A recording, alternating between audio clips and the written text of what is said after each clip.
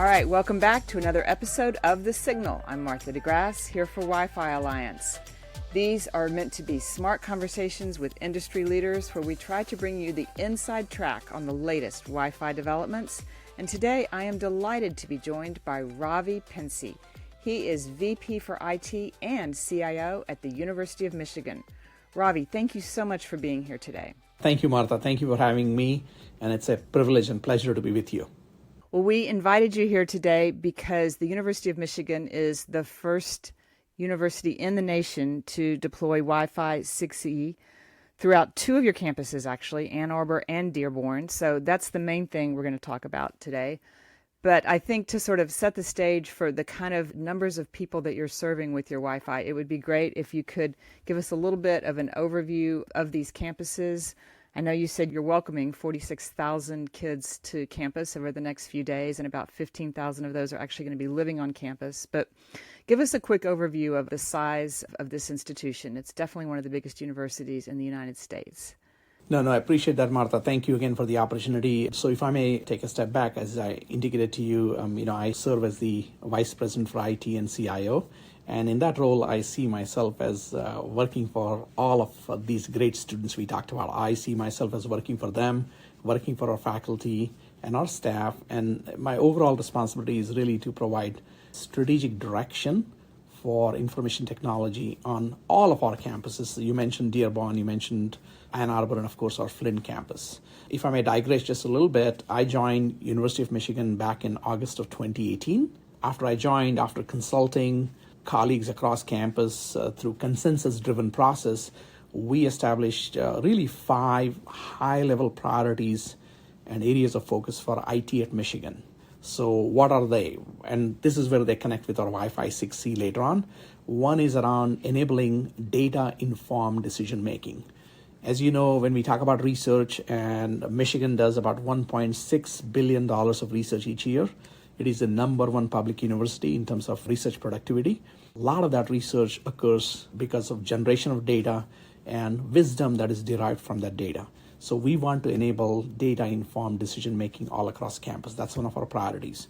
The other one is, of course, elevating the customer experience, supporting our brilliant students, making sure that students are able to connect to that Wi-Fi 6E and provide them the right kind of connectivity and right kind of experience as they download all the software that we provide. Delivering intuitive research computing solutions. We have a fabulous research computing center that provides amazing dream team-like services to our faculty members. So providing that. Anytime you talk about internet and anytime you talk about connectivity, anytime you talk about digital tools, we have to be worried about security. And in university environment, we are an open university, meaning people can bring any device, connect to network. We don't block any ports because we feel that blocking stifles innovation. So how do you maintain that openness while securing such an open society? So security is always a challenge, so that's one of our priorities. Last but not the least, building a transformational network. This building of this transformational network involves obviously building a core network. It involves building an edge network. That's where Wi-Fi 6E comes in. And it involves providing the right kind of bandwidth just in time so our great researchers are able to move their data in quickest possible way. So as you look at all of that, and as you look at how we support our 63,000 plus students, 46,000 of those who are on our campus, our 9,000 plus faculty member, our 36,000 plus staff members, a budget of $11 billion, and as I indicated to you, number one public research university in the world, you do that by collaboration. One great thing about Michigan is we have about 2,800 IT staff colleagues who work with passion to support our researchers, who work with passion to support our students, who work with tremendous amount of respect and responsibility to support our staff members so that they can get their job done. And all of that comes together. The glue holding this all together is, of course, the right kind of technology, just-in-time technology. Our goal is to meet our researchers, our staff members, our faculty where they are. So we are user-centric. We are focused on providing for their needs and focused on continuing to improve those needs. Thanks, Ravi. Can you tell us a little bit more about your edge network deployment? I think the edge can mean a lot of different places and a lot of different architectures for different people. So explain to us, please, what your edge network looks like. Sure, absolutely. When we talk about edge network, that's how our faculty members, our staff, and students using their mobile devices and other devices, connect to our network. So obviously we have both wired networks for the edge and we have the Wi-Fi network for the edge. So when there was time for upgrade, we decided to upgrade the Wi-Fi network to Wi-Fi 6E. And the reason we decided to do that was because we noticed over a period of time, I'm sure you've noticed it, your listeners have noticed it, that these days, most of the time, people used Wi-Fi network and they will use wired network only if they have to. So the paradigm is different. Only a few years ago, 5-6 years ago, people primarily used a wired network and they used Wi-Fi if they had to. It's completely turned around now. So everybody wants Wi-Fi. So we needed to give our researchers and others, we talked about that data, right? Ability to move enormous amount of data, ability to have 400-500 students in a classroom, potentially connected via Zoom, sharing their screens and recording movies and all the projects that they need to do simultaneously. So as we looked at those needs, we decided to upgrade that Wi-Fi network to Wi-Fi 6E, and that involved actually installing about 16,000 access points across 225 plus buildings, both in Ann Arbor and Dearborn campus.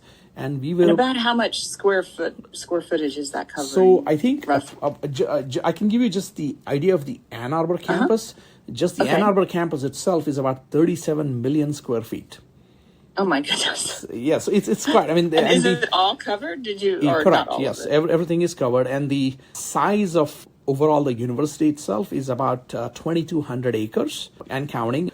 So it's a very large institution. So that's why we had to have 16,000 access points deployed, and we were able to do that under 8 months, which was pretty impressive. Our idea of providing this network was providing that pervasive connectivity that we talked about in all academic, research, administrative buildings, residence halls, as well as some of the outdoor locations, including some of the locations in our giant football stadium. Michigan boasts one of the largest American football stadium in the country and world.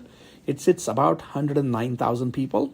It's a very large stadium, so obviously the Wi-Fi does not cover all of the stadium yet. Sometime down the line, that's what we're moving towards, but it does cover many of the areas there as well. That's the scope of the project, actually. Done under 8 months, 16,000 plus access points, and it was done intentionally because what we're hoping to do is, as we can provide significant enhancement in the Wi-Fi bandwidth that people are able to leverage, then we know that we are not going to need as many wired connections.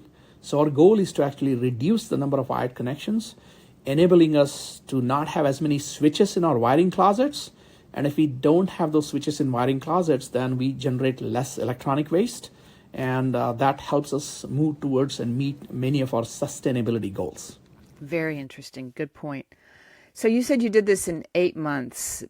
Can you talk a little bit about how you minimized outages for your population while you were switching over to this from your previous system? No, absolutely. And the key there was a lot of collaboration between all of the different buildings that we were working on. Because when you think about residence halls, for example, that's people's homes, right? Running a university is like running a city. So people are actually living in their homes, and you can't just walk in whenever you feel like and say, hey, we're going to go in your house and change something.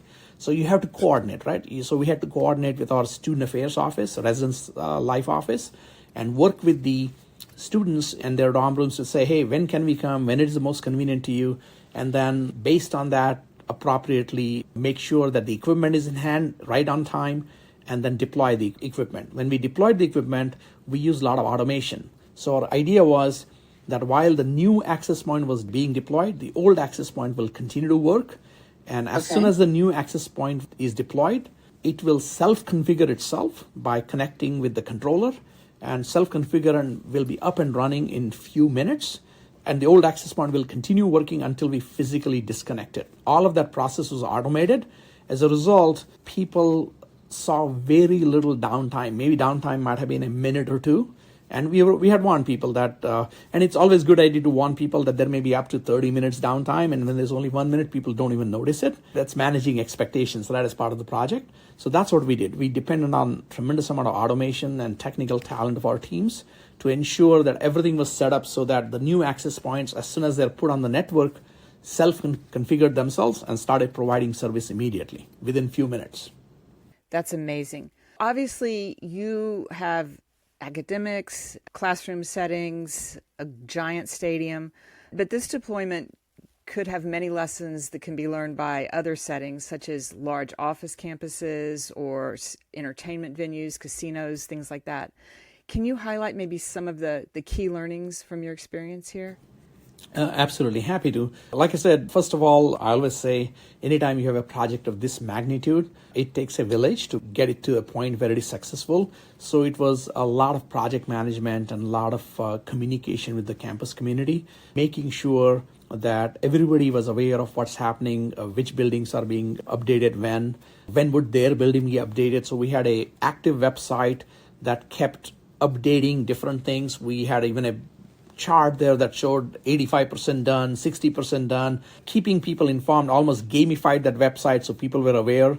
Each time a building was completed, we always had little small celebrations to talk about that and thanking staff and others. And it was a partnership with a variety of different stakeholders, because there were many, to make sure their needs were being accommodated. So it's really, really important to have that. Technology is one thing, but really working with people and that change management becomes extremely critical and absolutely necessary as you manage some of these things. The other thing we had to do was recognize that university, as I indicated to you, operates much like a city rather than a single enterprise. So making sure that what works in residence halls may not necessarily work in classrooms and gymnasiums. So making sure that we had a complete survey of all the areas where our old Wi-Fi was deployed. And from experience, we knew what the problems were, so we were already aware of that. And working with our vendor partners, managing the supply chain challenges. So when the equipment wasn't there, so what did we do? Well, that's the time when we did pre-survey of all the sites. So we were ready. Goal was when the equipment arrives, it's going to be deployed in a day or less. And so we were ready to do that. But all of that required a lot of planning and many, many passionate and dedicated people to work in partnership with each other. So any enterprise that is thinking about this kind of deployment, and I'm sure I'm preaching to the choir here, needs to understand that it is about technology, but it's really about people, because you're impacting people's lives. And we are so dependent on connectivity these days that people think of it as a utility, that it's always there. And so you have to ensure that you minimize downtime. And if there is going to be downtime, you need to work with your stakeholders to ensure that the impact of the downtime is minimized as little as possible. Absolutely. Okay, so it sounds like you navigated the supply chain issues pretty well. Were there any other challenges that came up, any unexpected challenges that you want to highlight? Certainly, University of Michigan is a 200-plus-year-old institution, right? So we have certain buildings which are beautiful, just absolutely stunning. If you happen to visit our campus, you can check them out. Happy to give you a tour. And some of the buildings required installing access points. We have 35-foot ceilings over a tiered classroom. So you have to make sure that aesthetics are maintained, that your access point doesn't make the aesthetics look bad. So we have to make sure that the access points were tucked in the attics behind the walls. Also, we have many historic buildings. We have an Olympic-sized pool. So how do you install access points over an Olympic-sized pool? So we had to have them on the right kind of rooftops. We have them hidden in light posts, for example. And so we had to do a lot of that type of work. Another interesting thing that happened besides aesthetics is we have some buildings where, because of the type of research that go on, that anything that's in the building has to be completely sterilized because of the type of research that goes on, especially in our medical facilities. So we had to make sure that the access points that were going in that building were housed in special sterilized boxes before they were installed. So a lot of different things. This could not have happened without partnering with, as I said, a lot of the building facilities managers. We worked with architects of the buildings, especially historic buildings, because with historic buildings comes responsibility. So you can't just go and start drilling holes in a historic building.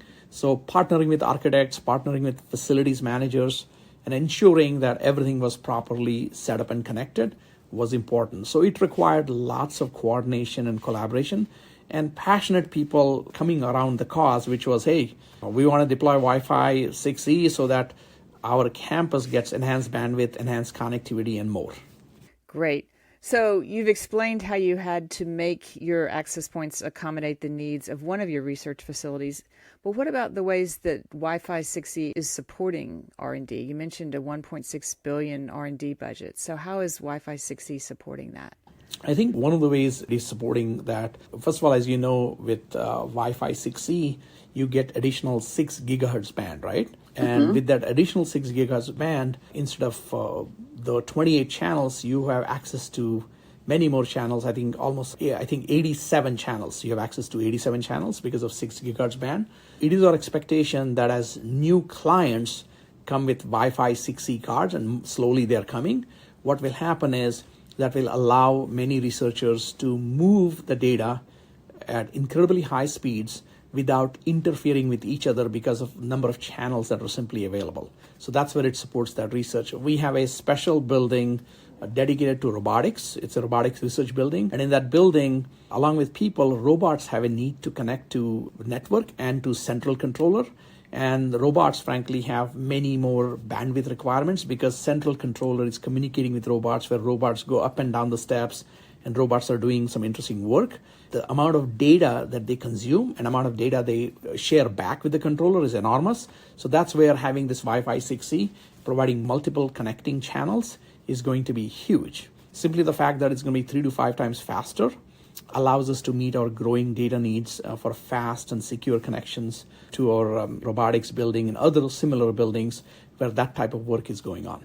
What I feel in this case is that we want this Wi-Fi 6E and overall 6E to continue to expand and support Wi-Fi because, we believe in using this unlicensed spectrum because there are inherent benefits for research.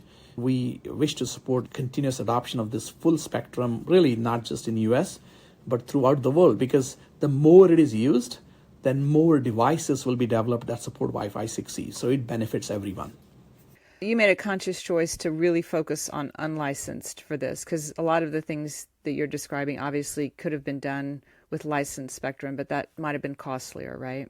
Correct. Plus, having Wi-Fi 6E devices expanding this unlicensed bandwidth, which allows more central control as opposed to carriers controlling it, is much more user-centric in terms of things we want to do, whether it's robotics labs or other areas. And so that's where we're focused on. That's why we are definitely advocates of opening up that spectrum because the US has already allowed it, but some parts of the world are not quite there yet, and they're moving in that direction, but it will take time.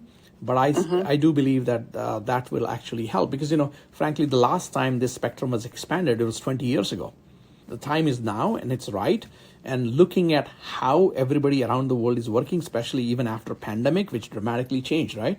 We are very mobile, we are very connected, and Wi-Fi is something we rely on to do, literally support every part of our life. So it's about living, it's about enhancing humankind, it's about discovering those new drugs to support humankind. All of that, it can be supported by the right kind of connectivity. For sure. Now, what about specifically in the classroom setting? Can Wi-Fi 6E support any of the augmented or virtual reality applications that we hear more and more about in the classroom? Absolutely. And we do a lot with AR and VR in many of our classrooms where, if nothing else, we learned powerful use of those type of techniques during the pandemic, where, for example, you could potentially operate on a simulated cadaver using AR and VR, if you're a medical student, for example, and having this kind of connectivity is huge. The other thing that we have noticed is in our large classrooms, sometimes what professors will do, even though you may be in person, they will actually, while you're in person, they may deploy an application like Zoom or any other video conferencing application that one wants to use, and then deploy a video conferencing application allowing different students to share their screens and make their presentations. Which means we need to have in a large classroom, there could be 300-400 students, and they all have their laptops, they're all connected, they're all running a video conferencing application, and on demand from a faculty member, they're sharing their screens to the entire class. It just brings classroom even closer together. Yeah, I think all of us that have kids have seen how that works the past few years, and it is amazing. Okay, one last thing I wanted to touch on. I also want to find out if you've got anything else that you want to share that we haven't talked about. But one thing that you mentioned before we started was an accident that you unfortunately had. It looks like you're going to be fine, but you are dealing with one arm only now because you've got a shattered elbow, right? And you mentioned that this has really opened your eyes to the accessibility issues around tech. And I thought that was a really interesting thing to share. If you have a minute, it would be great if you could tell us some of the things that you've learned, because you're definitely in a position to kind of make use of what you've learned from this experience. No, I appreciate that, and I appreciate the kind words. So I did have an accident, and I wish I could say that the accident was maybe I was dunking a basketball over Michael Jordan or something, but nothing like that. Say that. No, I wish I could. But it was simply, I love taking nature photography pictures, and while I was doing that and I was coming back, I slipped on and actually somersaulted into the street, the elbow taking most of the blunt of the accident, and ended up shattering the elbow, and actually also it tore many of my ligaments. So it was painful, it was scary, I was terrified, and I've been very open about it with my staff as well, sharing my feelings as we went along. What was interesting about that is when you suddenly don't have a use of a limb, it also teaches you humility because now you're suddenly dependent on many, many individuals. It also taught me even more about access. I'm a huge accessibility advocate on our campus, but this even opened my eyes to even providing better accessible technology to our campus community. Something as simple as writing a document and putting 15 links in that document. When somebody sends me that document with my non-dominant hand, I have trouble opening the document. Leveraging tools such as dictation softwares. Some work well and some don't. And frustration around learning those. And how do you ensure that you're really thinking about your users? You're really thinking about that colleague of yours who may be visual impaired. And if they're visual impaired and if you're sending a picture, do you have alt text in that picture? We're having a renewed conversation around it based on my personal experience. And, I'm blessed enough where it's only one hand. I've had a lot of other colleagues who had more severe injuries, unfortunately, or have had other situations. It is our responsibility to ensure that we are deploying accessible technology. It is our responsibility to work with colleagues across the country, vendor community, to ensure that in all of their roadmaps, they have plans for deploying accessible technology, because it's not something, in my view, optional. It's something we should do. That's the right thing to do. Absolutely.